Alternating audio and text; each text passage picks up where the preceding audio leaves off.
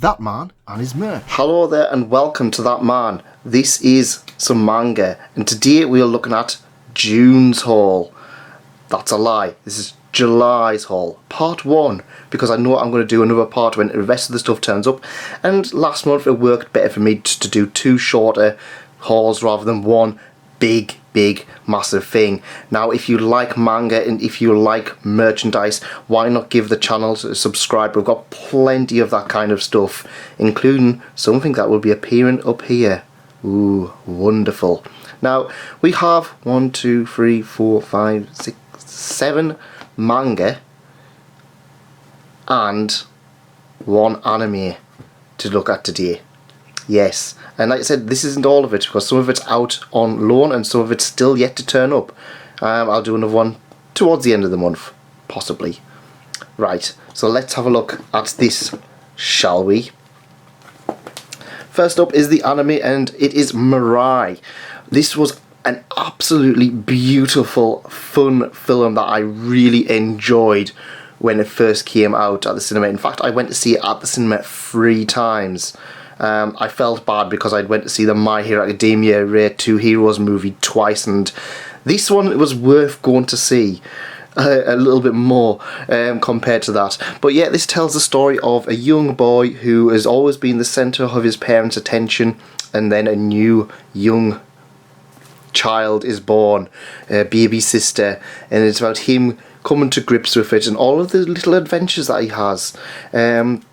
He discovers that he wasn't just the apple of his of the parents' eye. He has to learn to kind of move on and be like there for his little sister. And I mean, at the end of the day, the parents do still love them, but it's kind of like it's just been from the only child to having a little sister, which is something I feel a lot of people probably can at least identify with to a certain extent. There's also a really cute dog in it as well.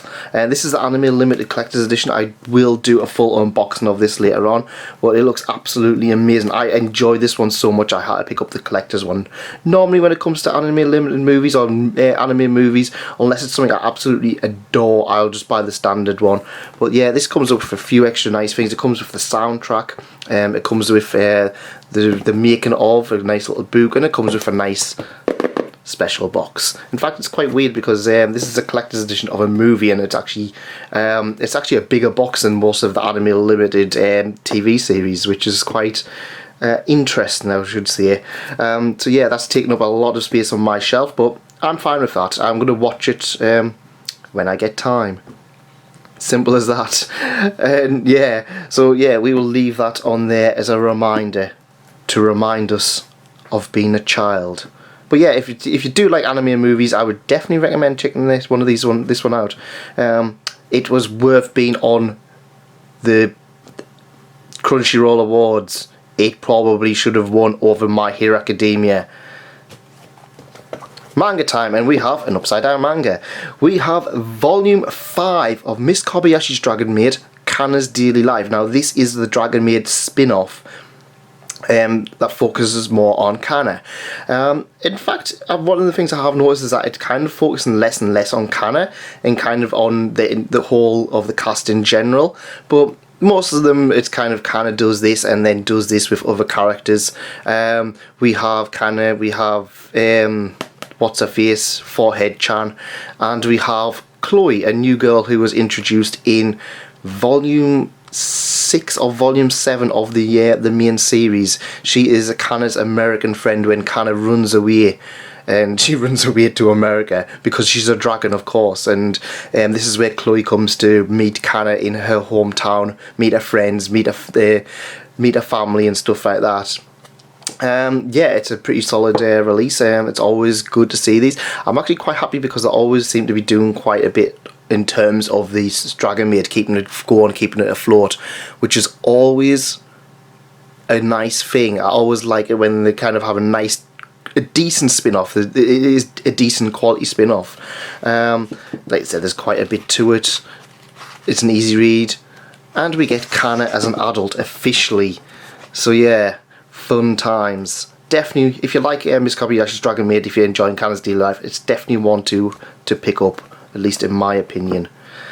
Next up we have I think it's the only light novel in this batch, and that is, oh, I've zoomed too far in the camera, naughty me. That is 86. Now, when it comes to light novels and manga and stuff like that, this has been one that has been recommended quite a few times since it was released. I think it was released about March, February time. It was a few months ago, and you know what? I had to pick up a few titles. I had a nice voucher, a nice code for quite a bit off at Wordry due to previous issues, and I was like, you know what? I'm pretty much getting this one for free. I'm gonna pick this one up and I'll try it, but yet to read it. But yeah, I mean, it's given me a lot of Full Metal Alchemist, no, Full Metal Panic vibes. In fact, I tell you what it does remind me of is, I don't know if it reminds Gate, and also that new series that's currently ongoing, Copcraft. I don't know, it looks like a series that's kind of meshing military and cute elves and stuff like that. It may not be, but that's what I'm kind of getting the impression from it. But it's another war-themed one. I do like my war-themed series for some reason. And I just finished reading Tanya the Evil Volume 4, and that has been absolutely spot on. But yeah, once I read this one, I will definitely cover it for you guys and let you know if it's worth reading. It probably is. It's getting a lot of good write-ups and stuff like that. Very much thanks to Demelza Ward, who was the one who initially got me wanting to read it, and Base Senpai was another one who kind of like just kept the hype going. So yeah, I'm happy. I'm looking forward to reading it. It's not on my priority list, but it's there, ready to read. I'm actually taking it to Japan with me next month, and it's something I can kind of start with. Well, there we go. Silver Spoon Volume 5. So my issue with last month is that Silver Spoon Volume 4, or was it 4? Volume 3 took ages to come out. At least get sent out over here, and then I was just like, you know what, I'll pick up Volume 5 and also Volume 6 with my Wordry voucher. And yeah, they came pretty much straight away. It was like a next day delivery kind of thing, which was kind of ironic. But yeah, it's a great series. I'm absolutely loving it. I've probably already covered it in various depths, but if you like to look into this one, check out one of my reviews of it up here, and definitely give this one a chance. At this point, it's one of my favourite series that's ongoing. Just look at that face on that horse. I mean, how can you not like that? How yeah, come on, check this one out. It's a lot of fun. It's got a lot of interesting takes on farming and a lot of interesting takes on life and stuff like that, which I will go into more in that thing up there. Go check that one out if you're interested in Silver Spoon. Next up is this month's purchase of, oh god, that's heavy, Mobile Suit Gundam The Origin. Again, this was another one I had for part of the voucher.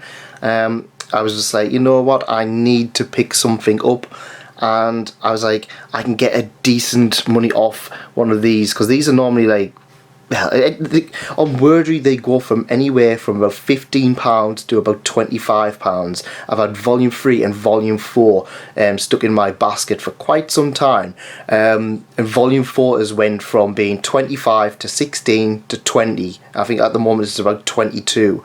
So yeah, I've actually just finished Volume 1. Absolutely beautiful series. It's the original Gundam series. It's not quite so much Gundam The Origin as in the Gundam The Origin, the anime. That was released a few years ago, but it is Gundam the first series. I mean, it might have the Origin stuff in later on, but I'm just kind of going off what I can see so far. And yeah, this is an absolute fantastic, amazing quality of a series. Yeah, absolutely fantastic. And if you like Gundam, definitely check this one out. At the moment it's getting a nice dedicated shelf where my merchandise should be. But yeah, it's definitely one. Thumbs up for me. Thumbs up from me. Now this was one that was really surprised me, and it's one that you can probably check out my review of up here. But yeah, this is plus size plus-sized elf, not plus-sized elf, and this is an ecchi comedy about a girl, an elf, who comes to another world, eats too many fries, and is stuck there and needs to diet. However, she is addicted to fries and McDonald's and all of that junk food, and it's the struggle that a lot of us kind of have from day to day: junk food or life. Well, it's not really a life or death situation, it's just she's put on a bit too much weight and can't go home. But what I do like is that they do go over different kinds of monster girls with this, and they do different things with each one, and there's a lot of really good exercise workouts. For example, there's one where you just kind of says, oh well, this is my morning thing. If you want to kind of lose weight, get in the mood to lose weight, drink a lot of water on the morning, do this and this, and I was just like, oh, that's good advice. And I said to one of my friends who like is really proper, like all might sized and does a lot of working out, and he's like, yeah, that's actually really good advice. So yeah, I would definitely check this one out. I will cover this more very soon. I do have a lot of fun things planned for this one, so check out that soon. And yes, last of all of the stuff for this month so far, and we have, of course, we have Yotsuba and Volume 8. This time, Yotsuba has grown tall because she is on Daddy's shoulders. And now, I've raved and ranted about Yotsuba a lot, and this is a series that is absolutely so much fun. It always keeps me smiling, and I just found out that the Nendroids are due to be released very, very soon, so get excited for that. Get very excited. And this is still continuing on with the motive of enjoy everything. However, this is kind of when the series starts getting amazing artwork. And we have stuff where Yotsuba goes to a fair and meets a giant panda. Yotsuba eats cake. Yotsuba survives a storm, and it's just all of these fun little things, these fun little self-contained adventures about Yotsuba and her just grown up. This is kind of when it starts getting a little bit daft, and the kind of like, it's less, I don't know. I was about to say it's less about Yotsuba growing up, but there's all these little specific things where it's kind of like, yeah, like Yotsuba goes dining and uses a knife and fork because it's what you do, what she thinks that posh people do in dining. And it's quite weird because he's like, just use chopsticks, you know how to use chopsticks. And I was like, wow, I'm 31 and I don't know how to use chopsticks all that great.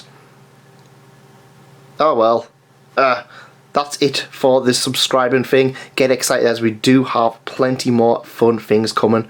And yeah, please do subscribe, and I'll see you next time.